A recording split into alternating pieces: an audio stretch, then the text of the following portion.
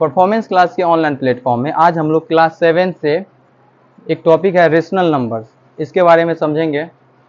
तो सबसे यहाँ 5 पॉइंट्स लिखे हुए हैं, इन 5 पॉइंट्स को आज हम लोग समझेंगे। पहला जैसे यहाँ देख सकते हैं डिफिनेशन है आपका, फिर उसके टाइप्स हैं, फिर आपका कंपैरिजन है, फिर चौथे नंबर में rational numbers between two rational number, और आपका पांचवा जो है स्टैंडर्ड फॉर्म है।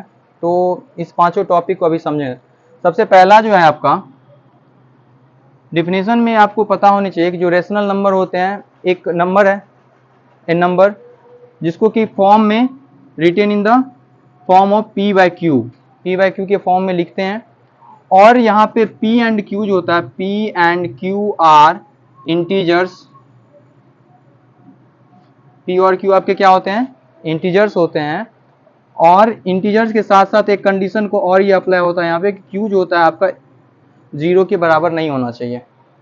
यानी इसके डिफिनेशन को जब हम समझे तो a rational number in the form of P by Q where P and Q are integers and Q is not equals to 0, ये आपके रेशनल नंबर के डिफिनेशन हो गए। अब इंटीजर्स के बारे में आपको जानकारी है कि इंटीजर्स क्या होते हैं। तो इंटीजर्स का डिफिनेशन क्या कहता है? A group of natural number, zero and negative form of natural number is known as integers. तो रेशनल नंबर के अगर हम इसके डिफिनेशन को लेके चलें और इसके बाद इसके टाइप्स पे जाएं, जब इसके टाइप्स पे आप जाइएगा तो जनरली इसको 3 कैटेगरी में आप डिस्ट्रीब्यूट कर सकते हैं। पहला आपका जो होगा वो होगा पॉजिटिव रेशनल नंबर। यहाँ पे हम लोग दूसरे पढ़ रहे हैं।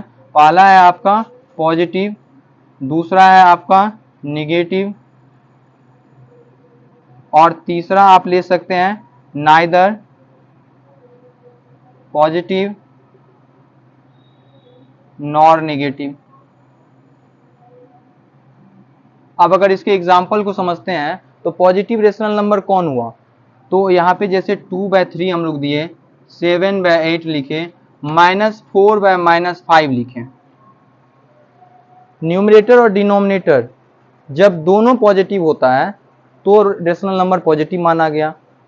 तो दोनों ये एग्जाम्पल है। और तीसरा एग्जाम्पल क्या है कि न्यूमरेटर और डिनोमिनेटर दोनों निगेटिव हैं, दोनों में माइनस का साइन लगा है, इसलिए ये भी आपका जो है वो पॉजिटिव रेशनल नंबर ही समझा जाता है। जो आपके सेकेंड पॉइंट है वो है निगेटिव। निगेटिव रेशनल नंबर के लिए आप देख सकते हैं -1/5, -3/5 और 2/-9 ले लेते हैं। यानी या तो न्यूमरेटर या तो डिनोमिनेटर, दोनों में से कोई एक अगर निगेटिव फॉर्म में है तो वो रेशनल नंबर आपका निगेटिव रेशनल नंबर माना जाता है। फिर हम लोग स्टैंडर्ड फॉर्म में जब पढ़ेंगे तो वहां जाके पढ़ेंगे कि डिनोमिनेटर कभी भी निगेटिव नहीं रखना है, उसको हम लोग न्यूमरेटर में साइन को ट्रांसफर करते हैं।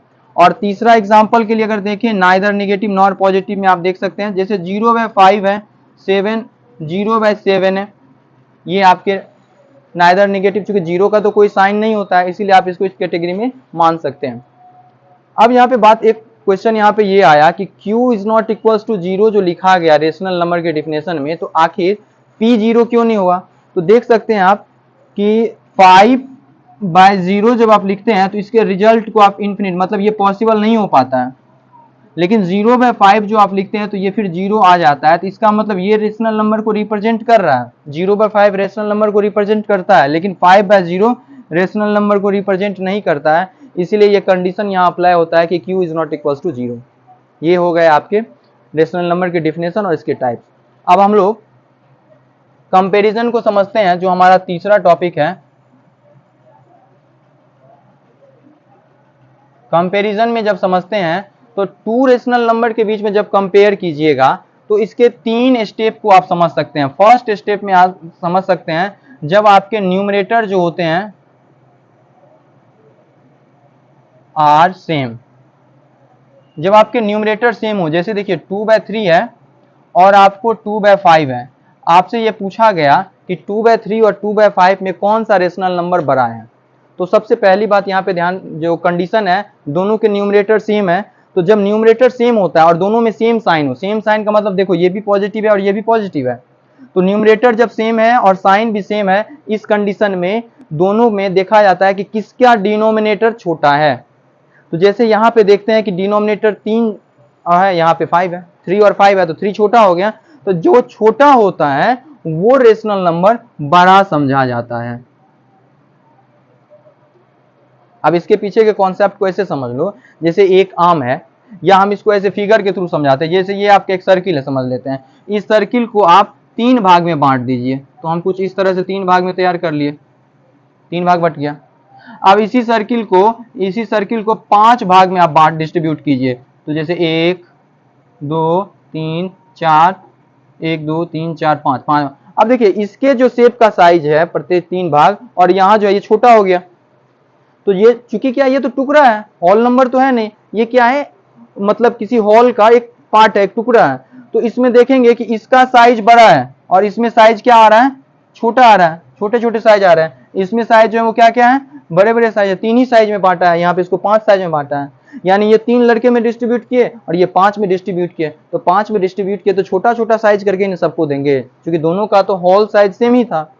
तो इस कंडीशन में क्या होता है, जब आपका न्यूमरेटर सेम रहता है तो जिसका डिनोमिनेटर बड़ा होता है वो छोटा समझा जाता है। बात समझ में आई? एक एग्जांपल और अगर लो, जैसे हम इसको, ये एक लाइन है, एक दूसरा इसी टाइप का लाइन है, ठीक है। इसको क्या करते हैं, 3 हिस्से में बांटते हैं। तो 3 हिस्से में जब आप बांटिएगा, मान लो कि ये है तुमको कितना, 9 सेंटीमीटर का ये भी है और ये भी 9 सेंटीमीटर का मान लेते हैं, ठीक है। इसको 3 हिस्से में बांटते हैं तो ये मेरा 3 हिस्सा में बट गया, और इसको अगर 9 हिस्से में बांटते हैं तो कुछ इस तरह से बांटना पड़ेगा। बात समझ में आ रही है? तो इसका जो हिस्सा है वो बड़ा है ना, इसके हिस्से का लेंथ क्या है, छोटा है। तो एक चीज ये ध्यान में रखना है कि जब डिनोमिनेटर बड़ा हो, कंडीशन न्यूमरेटर सेम होने की स्थिति में, तो जिसका डिनोमिनेटर जो होता है बड़ा होता है वो छोटा माना जाता है। ये सिंपल हो गया।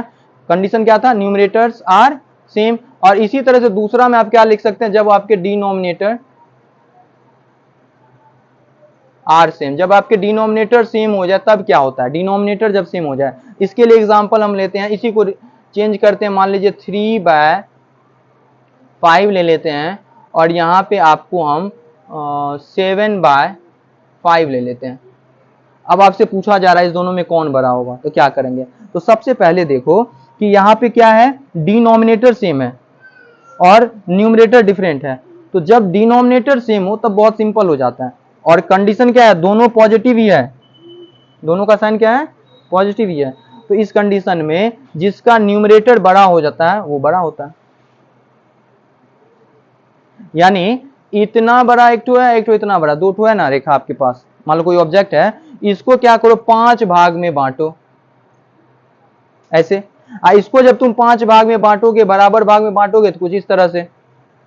तो अब देखो इसमें जो है कौन सा, किसका साइज, इसके साइज का लेंथ इतना है, यहाँ पे, यहाँ तो ये बड़ा हो गया ना। तो कंडीशन क्या हो गई, जब डिनोमिनेटर सेम हो तो जिसका न्यूमरेटर बड़ा होता है वो बड़ा होता है। दोनों स्टेप को समझ लिए ना, कंपैरिजन कैसे करेंगे।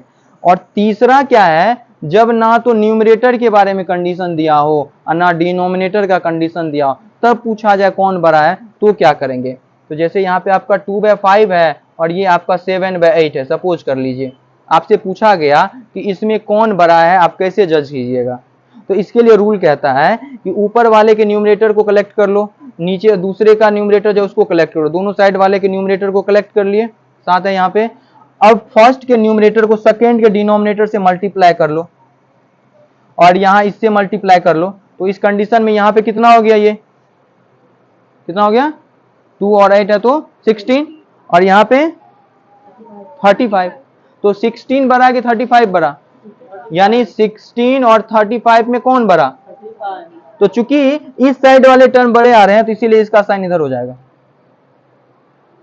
वैसे आप ये रूल जो है, थर्ड रूल जो क्रॉस मल्टीप्लीकेशन मेथड, आप यहाँ पे क्रॉस करने वाली जो बात हो रही है, आप इस दोनों में भी यूज कर सकते हैं, अप्लाई कर सकते हैं। लेकिन एक अलग रूल भी है इसका समझने का, और ये तीसरा जो है, इसमें क्या है, ना ही न्यूमरेटर ना ही डिनोमिनेटर, दोनों में से कोई इक्वल नहीं है। तो कैसे सॉल्व करेंगे, तो इसके लिए क्या करते हैं, न्यूमरेटर को अपने पोजीशन पे रख रहे हैं, इधर वाले न्यूमरेटर को भी अपने पोजीशन पे रखें।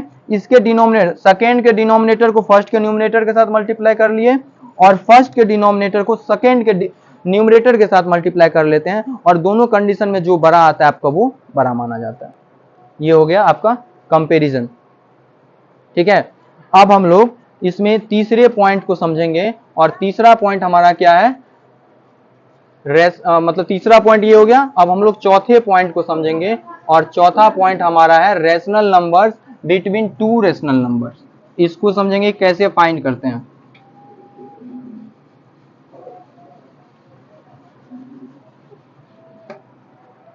अब यहां पे देखिए, आपसे कहा गया 2/3 और 4/5 के बीच में रेशनल नंबर फाइंड करना। कितने नंबर फाइंड करना है? Find 3 rational numbers between them. एक चीज इसमें और ध्यान में रख लो, अगर ये माइनस वाले सिंबल को रिप्रेजेंट करेगा ना इस टर्म में, तो अगर दोनों में से किसी एक ही तरफ केवल माइनस लगाओ तो वो हमेशा छोटा हो जाएगा। दो रेशनल नंबर दिया रहेगा ना, किसी एक साइड माइनस लगाओ तो वो क्या हो जाएगा? छोटा।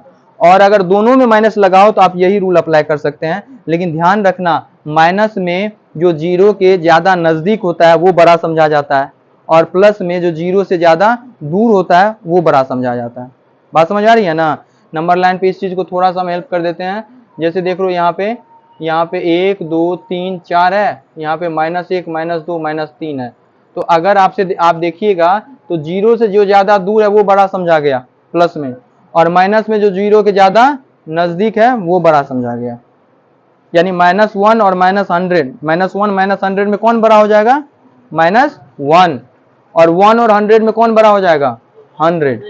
ठीक ना? इसका ध्यान रखेंगे। चलिए अब हम लोग चौथे पॉइंट को समझते हैं। मेरा चौथा पॉइंट है कि कैसे हम इस दो रेशनल नंबर के बीच में तीन रेशनल नंबर फाइंड करें। इसको बनाने का तरीका, सबसे पहला काम कि दोनों के डिनोमिनेटर को पहले आप देखिए, क्या दोनों का डिनोमिनेटर एक दूसरे का मल्टीपल है क्या? क्या दोनों का डिनोमिनेटर मतलब कि सेम है क्या? तो यहाँ पे देख रहे हैं कि सेम नहीं है और ना ही एक दूसरे का मल्टीपल है। ये 3 और 5 कौन से नंबर माने जाएंगे? Odd number. और क्या माने जा सकते हैं? को प्राइम नंबर माने जाएंगे। 3 और 5 को प्राइम माना जाएगा ना। तो उतना में अगर लगे कि इतना ज्यादा नहीं जाना है तो नॉर्मल है, 3 5 को प्राइम है, उसको मल्टीप्लाई कर लो, और नहीं तो एलसीएम फाइंड कर लो। तो सबसे पहला काम करना है एलसीएम। और कितना हो गया 3 5 का एलसीएम? 15। तो मेरा कंडीशन यहाँ पे है कि हमको सबसे पहले जो फर्स्ट मेरा रेशनल नंबर है उसको 15 के पास ले जाना है। तो मेरा स्टेप होगा कि 2/3 इज रिटेन एज 2/3। 15 के पास जाने के लिए 5 से मल्टीप्लाई, यहाँ भी 5 से, और ये हो जाएगा आपका 10/15। ये जो स्टैंडर्ड फॉर्म अभी अगले स्टेप में बताएंगे, तो ये भी एक स्टैंडर्ड फॉर्म ही है। यहाँ भी आप समझ सकते हैं स्टैंडर्ड फॉर्म क्या होता है कि आप सेम नंबर से, सेम नॉन जीरो नंबर मतलब जीरो के अलावे, माइनस भी हो सकता है और प्लस भी हो सकता है। सेम नॉन जीरो नंबर से अगर किसी रेशनल नंबर के न्यूमरेटर और डिनोमिनेटर को या तो मल्टीप्लाई करते हैं या डिवाइड करते हैं, तो जो उसका फॉर्म आप गेन करते हैं वो आपका क्या होता है? स्टैंडर्ड फॉर्म होता है। फिर इसको बताएंगे। वो आपका ये भी आ जाता है वहां पे, क्या कहते हैं, equivalent form of rational number. उसको स्टैंडर्ड फॉर्म में आप जनरली क्या करते हैं कि डिवाइड करके, मतलब एलसीएम लेते हैं और सेम से डिवाइड करेंगे। तो इसको हम क्या कह सकते हैं? Equivalent rational number. 2/3 का इक्विवेलेंट रेशनल नंबर क्या कहलाया? 10/15। 2/3 का इक्विवेलेंट क्या कहलाया? तो सेम नंबर से अगर मल्टीप्लाई डिवाइड कर लिए ना तो इक्विवेलेंट के फॉर्म में हम लोग चले गए। अब देखो दूसरा है मेरा एंड 4/5 इज रिटेन एज। तो 4/5 कहां तक पहुंचना है? 15 तक। तो इस तरह से ये आपके 12/15 हो गए। अब देखो यहाँ पे 10/15 और 12/15, क्या इसके बीच में कितने रेशनल नंबर आ रहे हैं आपको? 10/15 और 12/15 के बीच में 10 और 12 के बीच में एक 11/15। हमको कितने चाहिए? 3 चाहिए। तो हम क्या कर सकते हैं, वापस से लिख सकते हैं अगेन 2 बाय, अब इसको लिख सकते हैं 10 बाय, अब 2 बाय नहीं, अब 10/15 इज रिटेन एज। तो 10/15 खुद से मल्टीप्लाई करके बढ़ा लिए 3 से, तो आपका 30/45। एक लॉजिक और ध्यान में रखना, इस टाइप के सवाल को बनाते समय ये जरूरी नहीं है कि सबका आंसर सेम ही है। हम 10 से मल्टीप्लाई किए, आप 15 से कर सकते हैं, 20 से कर सकते हैं, 30 से कर सकते हैं, 5 से कर सकते हैं। रिक्वायरमेंट जितनी हो उसको लाने के लिए आप किसी से नंबर से भी मल्टीप्लाई कर सकते हैं। एंड 12/15 इज रिटेन एज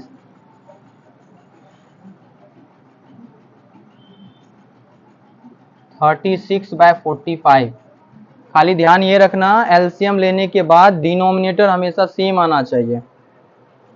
अब 30/45 और 36/45 के बीच में कितने रेशनल नंबर ले सकते हो? अब क्या करेंगे यहां से ये बताओ। तो सबसे पहला अब जो हमारा स्टेप होगा वो ये होगा कि हम लिखेंगे so rational numbers lie between 30/45 and 36/45 are क्या क्या आ सकते हैं?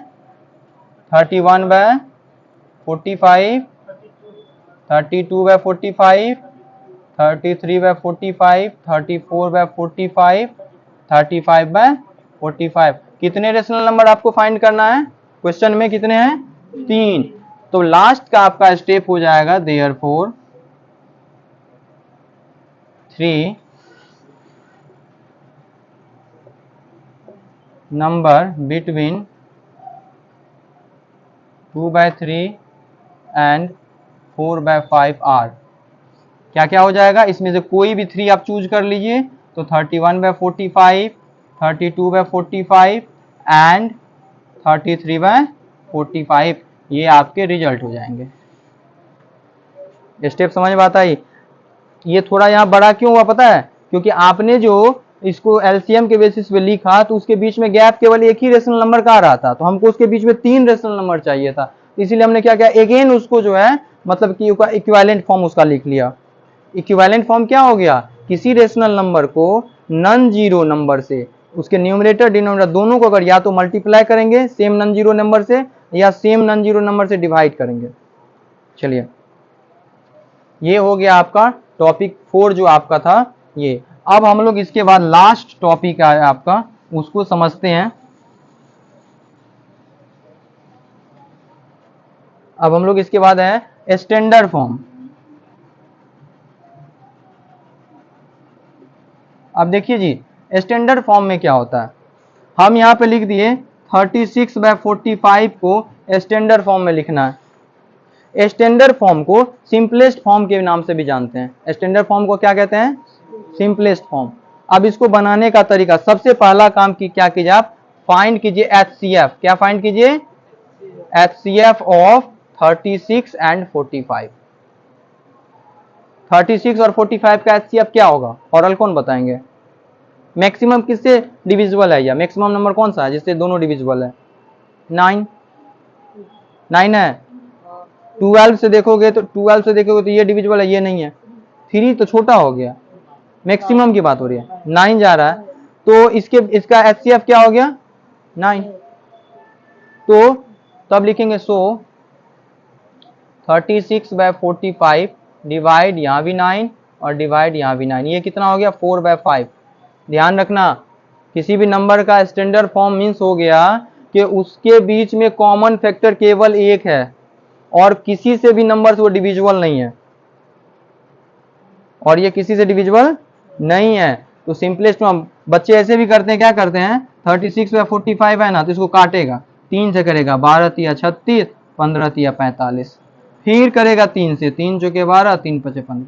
एक तरीका ये है जनरल मेथड क्रॉस करने का। लेकिन उसी क्वेश्चन को अगर स्टैंडर्ड फॉर्म से बनाया जाए तो एक बार में हम रिजल्ट पे पहुंचेंगे और इसकी एक्यूरेसी हमारी रहेगी। इसमें कभी कभी क्या होता है, बड़ा डिजिट होता है ना, तो हम स्टेप लेना भूल जाते हैं। भूल जाने का मतलब है कि हम क्रॉस कर देते हैं, अगर वो 7 से डिविजिबल है तो हमको ध्यान पे नहीं आता है कि वो 7 से कट रहा है या नहीं, हम वहीं छोड़ देते हैं। लेकिन अगर इसी क्वेश्चन को स्टैंडर्ड फॉर्म के थ्रू बनाया जाए तो हम एग्जैक्ट रिजल्ट पे ही जाएंगे और एक बार में ही जाएंगे। ध्यान बस रखना है, न्यूमरेटर और डिनोमिनेटर का एचसीएफ फाइंड करना है। एचसीएफ निकाल लीजिए, जितना एचसीएफ आए उससे उसको डिवाइड कर दीजिए। इसके अलावा एक पॉइंट और अभी है जो कि आपको जानना चाहिए, और वो पॉइंट है आपका, इस पे क्वेश्चन भी है आपकी एक्सरसाइज में। इस पॉइंट को ये है कि एक नंबर लाइन है और यहां पे आपको कुछ नाम दे दिया गया A B C D, ठीक है। एक नंबर लाइन है और आपको कुछ नाम दे दिया गया A B C D, और मतलब क्वेश्चन नंबर जैसे आपका जैसे 5 नंबर का क्वेश्चन है ना एक्सरसाइज में 9.1 में, तो इस टाइप के क्वेश्चन को समझा रहे हैं। नाम दे दिया ABCD और यहां पे मान लो दे दिया 2 और यहां पे दे दिया आपको, मानते हैं कि यहां पे दे दिया 3। आपसे पूछा जा रहा है कि B का वैल्यू क्या होगा। आपसे क्या पूछा गया, B का वैल्यू क्या होगा। तो लॉजिक सोच, कितने पार्ट में डिस्ट्रीब्यूट है, 1 और 1 2, कितने पार्ट्स में बांटा गया, 2 में। तो जो तुम्हारा यहाँ पे नंबर है स्टार्टिंग में, उसको तुम डिनोमिनेटर में पहले 2 ले लो और यहाँ के भी डिनोमिनेटर में 2 ले लो। ध्यान रखना, फिर से समझ लो, कितने पार्ट्स में बांटा गया है, 2 पार्ट्स में, तो इसीलिए डिनोमिनेटर पे 2 रख लो। अब हम न्यूमरेटर में क्या रखें जो यहाँ पे कट के वापस 2 आ जाए, तो 4 रखने पे कट के 2 हो जाएगा, और यहाँ पे 6 रखने पे कट के 3 हो रहा है, तो 4/2 आपका इसके बेसिस पे जब हम जाते हैं तो 4/, और यहाँ पे क्या हो रहा है आपका, बीच में क्या आएगा आपका, तो B का वैल्यू क्या हो गया। और अगर यहाँ पे रहता, एक और क्वेश्चन इस पे समझाते हैं, एक थोड़ा सा और इसमें डिटेल दे देते हैं, जैसे एक क्वेश्चन और इस पे ले लेते हैं। मान लो ये एक नंबर लाइन है और यहाँ पे है आपका -2 और यहाँ पे है आपका -1 और बीच में है आपका A B C D। आपसे पूछा जा रहा है कि ABCD का वैल्यू क्या होगा। तो सबसे पहले ये देखो कितने पार्ट्स में बांटा गया है, 1 2 3 4 और 5, कितने इक्वल पार्ट्स हैं, 5। तो इसका मतलब इस नंबर के लिए डिनोमिनेटर पे क्या होना चाहिए, और यहाँ भी डिनोमिनेटर पे क्या होना चाहिए, ये तो कंफर्म हो गया। अब हमको कट के -2 लाना चाहिए, तो 5 को -2 से डायरेक्ट गुना कर लो ना, तो यहाँ पे -10 होगा,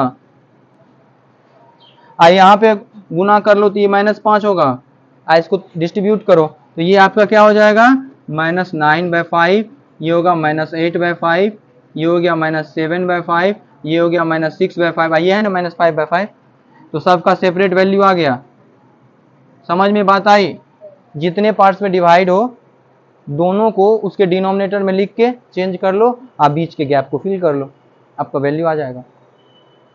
इस बेसिस पे आप एक्सरसाइज 9.1 के क्वेश्चंस को सॉल्व कर सकते हैं क्लास 7 के लिए। धन्यवाद।